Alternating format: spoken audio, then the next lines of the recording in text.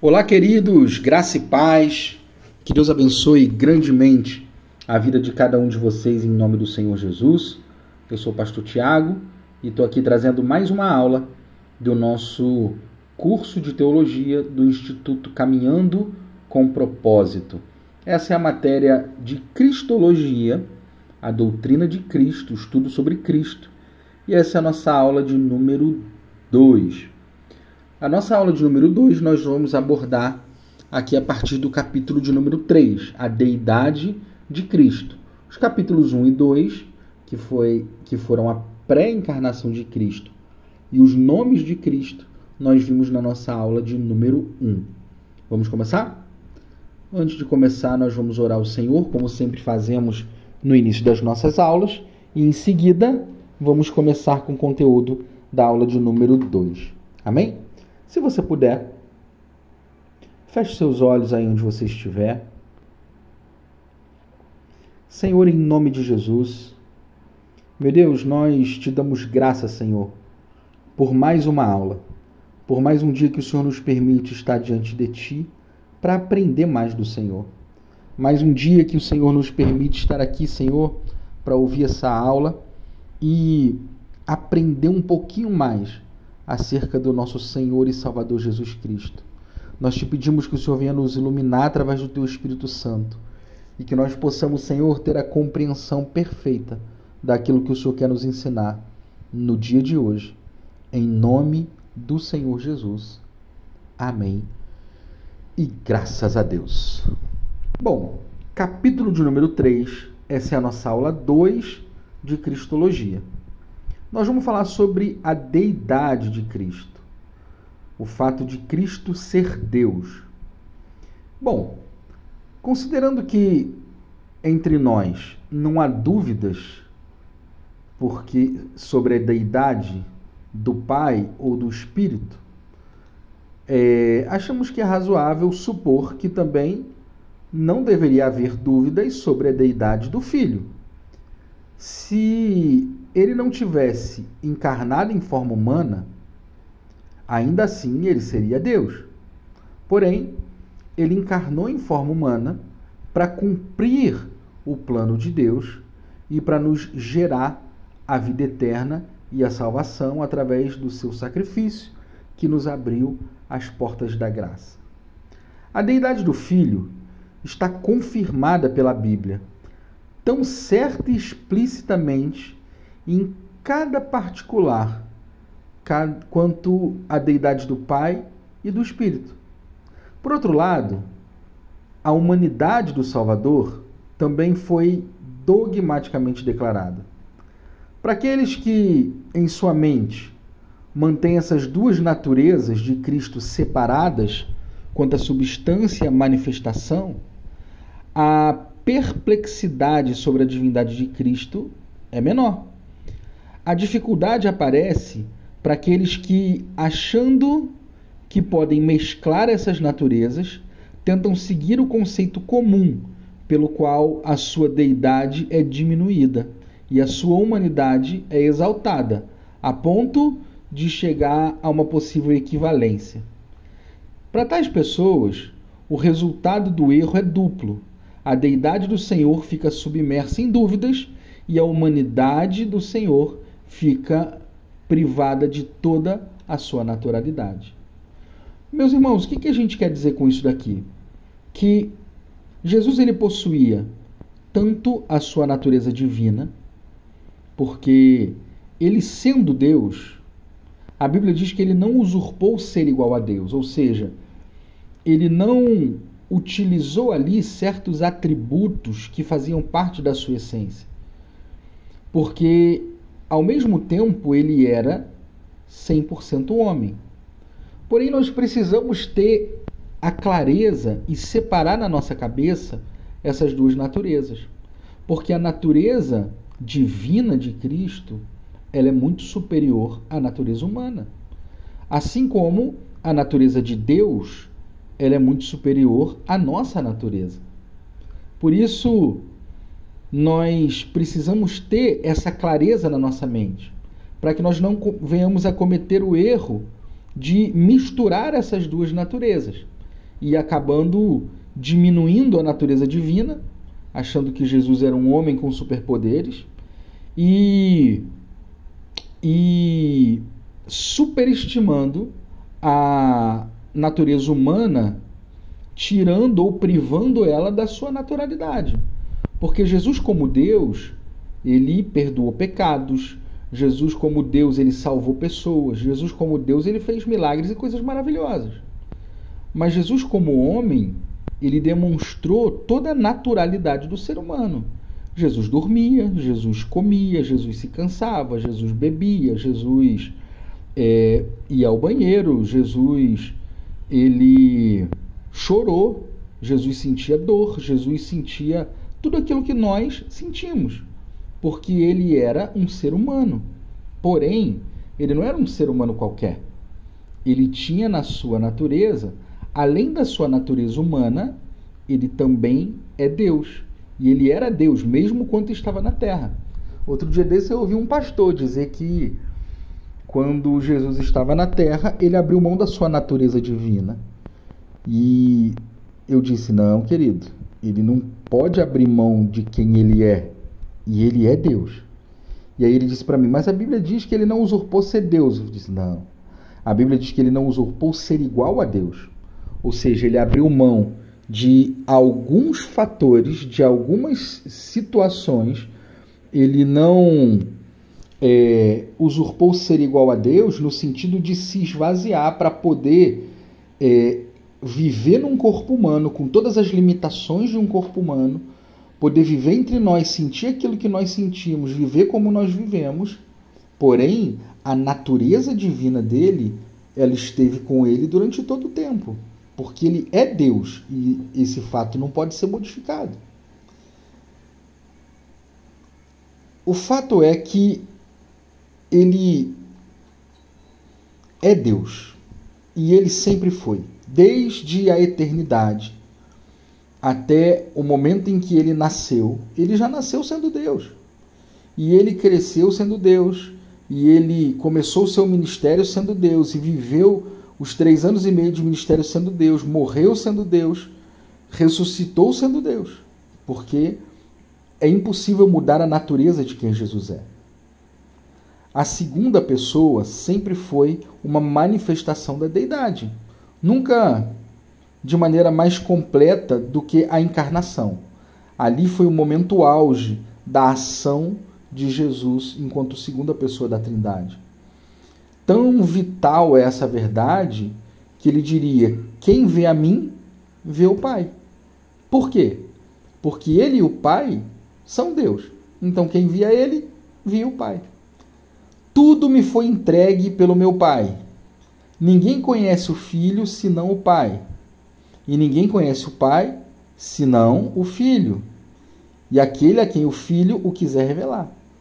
A manifestação da deidade, ela não depende somente da humanidade do Filho, através da encarnação, pois ele foi o revelador perfeito de toda a eternidade.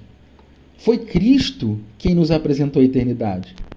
Tanto que os judeus, eles discutiam entre eles, nas suas diferentes facções, por exemplo, fariseus e saduceus. Uma das facções não acreditava na ressurreição dos corpos e na vida eterna, porque a eternidade, como nós conhecemos, não havia sido revelada pelo Pai antes. E quem nos fez essa revelação da eternidade, da vida eterna e de viver no céu foi o próprio Cristo. Foi Jesus quem nos revelou isso.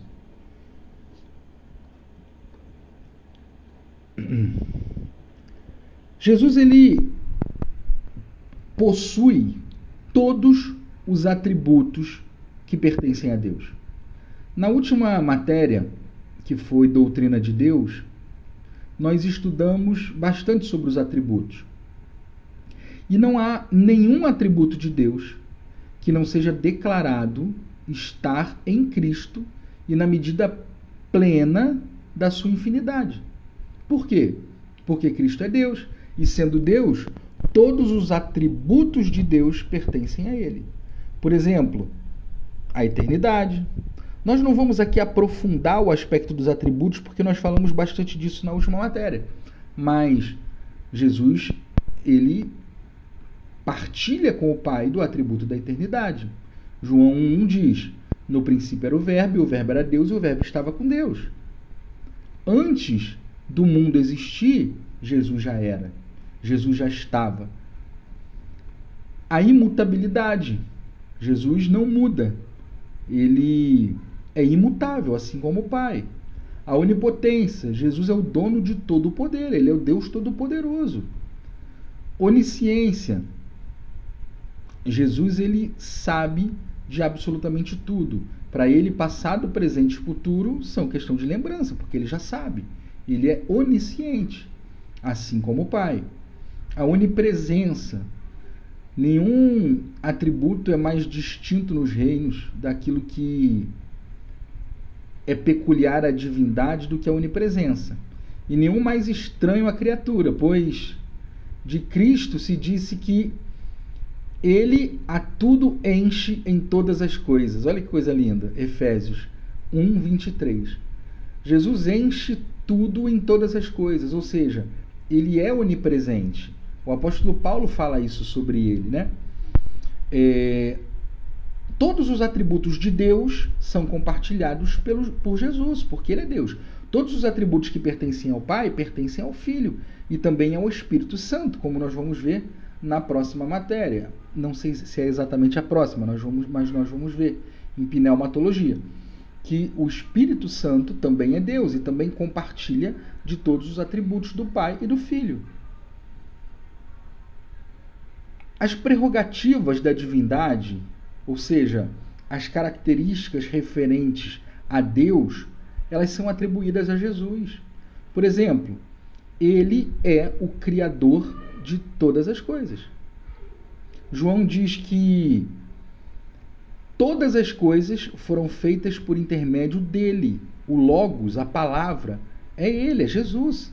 Ele é o Criador, ele fez tudo o que há.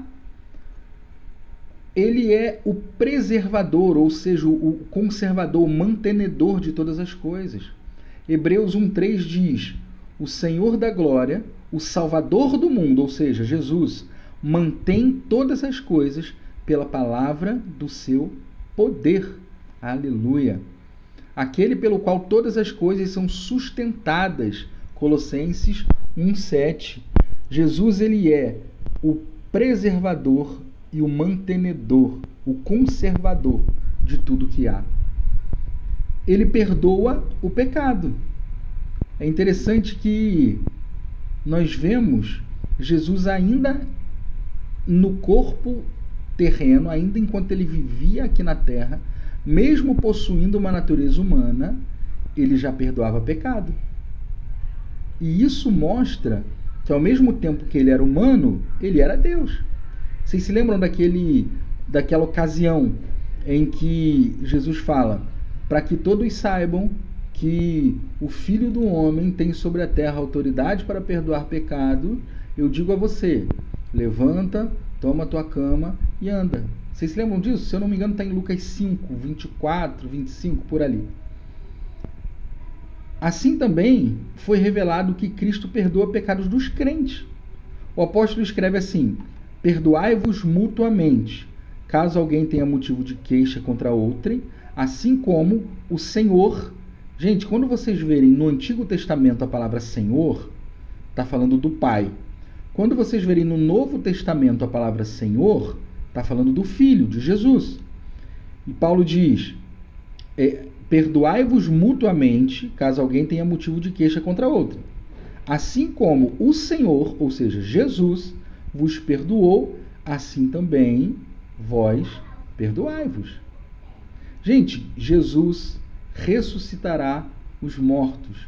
Ele já fez isso enquanto estava no mundo, várias vezes. Quando estavam identificando aquilo que é peculiar a Deus, o apóstolo escreveu: não confiemos em nós, e sim no Deus que ressuscita mortos. Gente, só quem pode ressuscitar um morto é Deus, ou alguém utilizando o seu poder. Cristo ele ressuscitou vários mortos quando ele estava aqui. Ele ressuscitou o filho da viúva de Naim, ele ressuscitou a filha de Jairo, ele ressuscitou Lázaro, e o apóstolo João chama ele de a ressurreição e a vida. Jesus fala, eu sou. Eu sou é um nome de Deus. Vocês se lembram que a gente viu nos nomes de Deus? Ele diz, eu sou, ou seja, ele já está se identificando como Deus. E ele diz, a ressurreição e a vida. Aleluia. Cristo distribui recompensa aos santos. Gente, os remidos desse mundo, ou seja, nós e todos aqueles que aceitam a Cristo como seu Senhor e Salvador, embora estejamos livres de todo julgamento pelo pecado, porque Cristo levou os nossos pecados, certo? Isso significa que o juízo final, o julgamento dos pecadores, não é para nós. Esse é um julgamento para condenação. Só vai passar pelo julgamento do juízo final aqueles que são condenados, para eles saberem o motivo pelos quais eles estão sendo condenados. Agora, mesmo nós que já estamos livres do julgamento pelo pecado, porque Cristo levou sobre si os nossos pecados, nós também compareceremos diante do tribunal de Cristo, a fim de ali recebermos a aprovação ou a desaprovação pelo serviço prestado enquanto estamos aqui na Terra. Como assim, pastor? Agora o senhor me confundiu. Bom, vamos lá. Vão existir dois julgamentos. O julgamento do juízo final, que vai servir exclusivamente para condenar aqueles que não aceitaram a Jesus como Senhor e Salvador. E o juízo do galardão, que Jesus vai dizer, mostre-me as suas mãos, mostre-me as suas obras, apresente-me as suas obras. Percebam, as obras, elas não são um requisito para a salvação. Nós vimos isso lá em soteriologia, quando estudamos. A salvação é pela graça mediante a fé. Nós somos salvos e estamos livres do julgamento do pecado porque Cristo levou sobre si os nossos pecados. Porém, a nossa recompensa ou o nosso galardão será entregue por Cristo de acordo com as obras que prestamos nesse mundo. O nosso serviço ministerial, ele está sendo avaliado por Cristo. E ele sim vai ser julgado e o Senhor vai nos entregar ou não a nossa recompensa. O julgamento do mundo foi confiado a Cristo. Vocês sabiam disso? Muitas pessoas acham que o Pai vai julgar o mundo, mas o próprio Senhor disse, e o Pai a ninguém julga, mas ao Filho confiou todo o julgamento. João 5, 22. Tendo isso em vista, meus queridos, nós devemos notar que os mortos, grandes e pequenos, comparecerão diante de Deus. Que Deus? Deus Filho, e serão julgados por Ele. Assim, Cristo fica identificado como Deus e declarado como Deus, o Deus que vai julgar aqueles, os vivos e os mortos. A adoração que pertence apenas e exclusivamente a Deus é livremente prestada a Jesus. Por quê? Porque Jesus é Deus. Então, ele é digno de receber toda adoração. Como nós podemos ver, a deidade de Jesus é algo concreto, real, verdadeiro. Ele é Deus na segunda pessoa. Capítulo 4. A encarnação de Cristo. Gente, a encarnação de Cristo, ela foi incluída e, digamos, devidamente incluída entre os 7 maiores eventos da história do universo, desde o seu começo até o seu fim registrado. Esses eventos, na sua ordem cronológica, são os seguintes. Primeiro, a criação das hostes angelicais. Segundo, a criação das coisas materiais, inclusive o homem, certo? Terceiro, a encarnação de Jesus. Quarto, a morte de Jesus. Quinto, a ressurreição de Jesus. Sexto, o segundo advento ou a segunda vinda de Jesus. E sétimo, a criação do novo céu e da nova terra. Aleluia.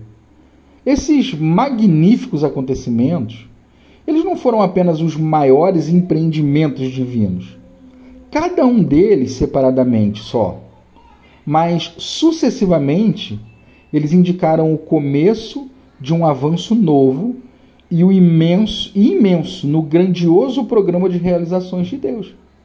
A encarnação, ela não é de maneira nenhuma menos importante. Ela foi a entrada da segunda pessoa da divindade eterna na esfera humana. Gente, isso foi magnífico.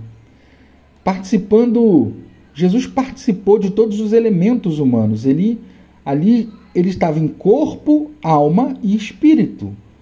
A doutrina da tricotomia, corpo, alma e espírito, assim como nós somos. E qual era o propósito? O propósito era o especial propósito de permanecer como um participante de tudo que é humano por toda a eternidade futura. Verdadeiramente nele, o que era mortal foi revestido de imortabilidade. Aleluia. Está lá em Timóteo. 1 a Timóteo 6,16. O que significa isso?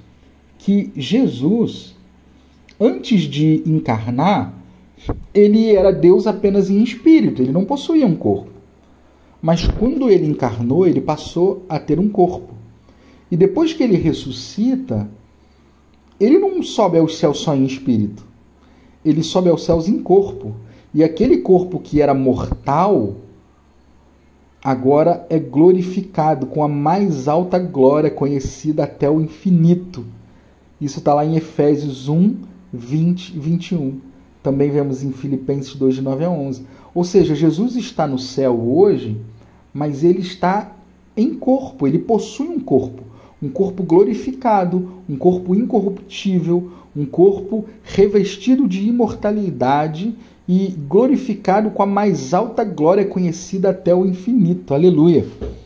Certamente, do ponto de vista divino, tal humilhação, a descida das inefáveis alturas do céu, nas quais a segunda pessoa habitava na eternidade passada, para a esfera habitada por meras criaturas feitas pela sua mão, a fim de que ele pudesse elevá-las à esfera de sua glória eterna, constitui um acontecimento de importância sem limites. Porque o Deus Criador se humilhou, descendo das alturas dos céus, onde habitava, para se colocar no nosso nível, no nível onde só existem criaturas criadas pelas suas mãos. E com qual propósito? De nos elevar à esfera onde ele vivia, através da sua graça e da sua glória eterna. Aleluia! Isso é maravilhoso, gente. A encarnação de Jesus foi maravilhoso. Maravilhoso. Isso foi o que nos garantiu o direito à salvação e à vida eterna. Quem se encarnou? Para se chegar ao menos a uma forma de resposta dessa pergunta, é preciso que haja a compreensão exata da pessoa de Cristo, defendida por convicções meritórias. A doutrina da pessoa de Cristo não é de interesse meramente especulativo. Ela envolve a própria estrutura do cristianismo, como tudo aquilo que faz parte da esperança messiânica de Israel e do mundo. Quem se encarnou não foi uma pessoa qualquer. Quem se encarnou não foi um grande homem, não foi Moisés, Elias ou Enoque, um dos grandes homens da história de Israel. Quem se encarnou foi o Deus Criador. E ele se torna ali o Emanuel, o Deus conosco, assim como foi profetizado pelo profeta Isaías e por inúmeros outros profetas. Isaías diz: eis que a virgem conceberá e dará à luz a um filho, e ele se chamará Emanuel.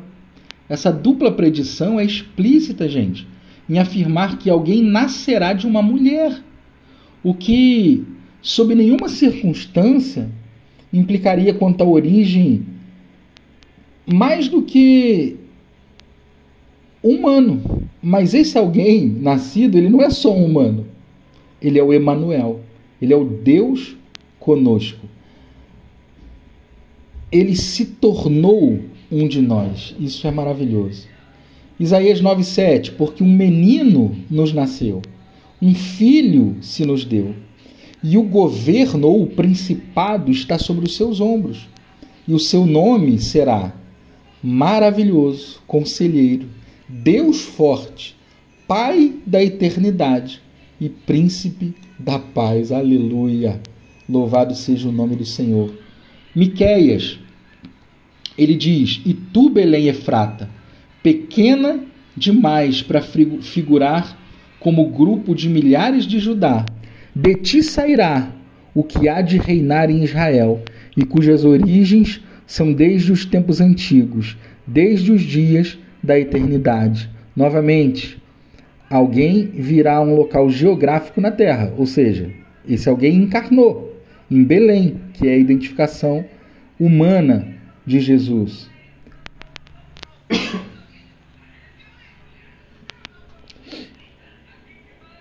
Lucas 1, 30-35. Mas o anjo disse a Maria: não temas, porque achaste graça diante de Deus. Eis que conceberás e dará à luz a um filho, a quem chamará pelo nome de Jesus. Esse será grande e será chamado Filho do Altíssimo. Aleluia! Louvado seja o nome do Senhor. Está aqui, mais uma vez, o anjo predizendo o nascimento, a encarnação de Jesus. E os textos são intermináveis que falam sobre isso. Filipenses 2, 6-8. Pois ele, subsistindo em forma de Deus, não julgou como usurpação o ser igual a Deus. Antes, a si mesmo se esvaziou, assumindo forma de servo, tornando-se semelhança de homem e reconhecido em figura humana. A si mesmo se humilhou, tornando-se obediente até a morte e morte de cruz. Essa é a grande porção cristológica da palavra de Deus. Coloca Cristo em 3 posições, cada uma sendo final na revelação da encarnação.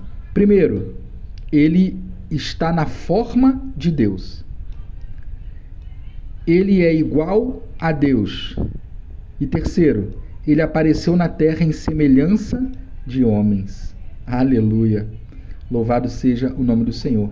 Além de algumas poucas palavras de exposição, o exame mais detalhado dessa passagem ficará reservado para considerações posteriores na matéria.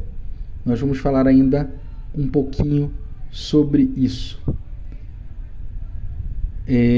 O fato é que ele encarnou, e ele encarnou para cumprir as profecias a seu respeito e para cumprir um propósito. Que propósito? Colossenses 1, 13-17. Ele nos libertou do império das trevas e nos transportou para o reino do Filho do seu amor, no qual temos a redenção, a remissão dos pecados. Aleluia. 1 Timóteo 3,16. Evidentemente, grande é o ministério da piedade. Aquele que foi manifestado na carne foi justificado em espírito, contemplado por anjos, pregado entre os gentios, crido no mundo, recebido na glória. Aleluia. O livro de Hebreus, essa epístola está cheia de revelações cristológicas, gente. A carta aos Hebreus, ela está cheia de revelações de Cristo. A mais conclusiva, realmente, é a do Filho e Criador eterno, que se encontra descrito lá no capítulo 1, de acordo com o capítulo 2, é praticamente junto com os falhos da carne e do sangue. Ou seja, a carta aos Hebreus, ela fala muito sobre Jesus, e eu recomendo que vocês gastem tempo para ler a carta aos Hebreus. 2. Como o Filho se encarnou? Primeiro, nós já sabemos quem se encarnou, né? Deus, o Filho, o Senhor, o Salvador, o Emanuel, Deus conosco. Ele encarnou. Segundo, como ele se encarnou? As Escrituras respondem essa pergunta tão explicitamente quando falam da encarnação. Ele nasceu numa família humana. Ele não simplesmente se materializou, ele nasceu. E assim veio a possuir o seu próprio corpo, alma e espírito humanos. Aleluia. Nisso nós podemos ver a diferença entre uma habitação que implica em nada mais do que os seres humanos podem participar da natureza divina e a encarnação, que não é nada menos do que a apropriação de parte de Deus de uma completa humanidade. Louvado seja o nome do Senhor. Através da encarnação de Jesus, nós podemos participar da natureza divina, porque Cristo desceu até nós e participou da nossa natureza. Aleluia. Gente, isso é incrível. Seu corpo humano, ele era como de cada um de nós. Jesus não tinha um super corpo. Jesus não era o homem de aço como o Superman. Jesus era um homem comum. Jesus sentia fome, sede, dores. Ele morreu numa cruz, sangrando, derramando até a última gota do seu sangue. Prova disso é que quando os soldados romanos enfiam a lança e transpassam o seu lado, sai água, porque não tinha mais sangue para sair.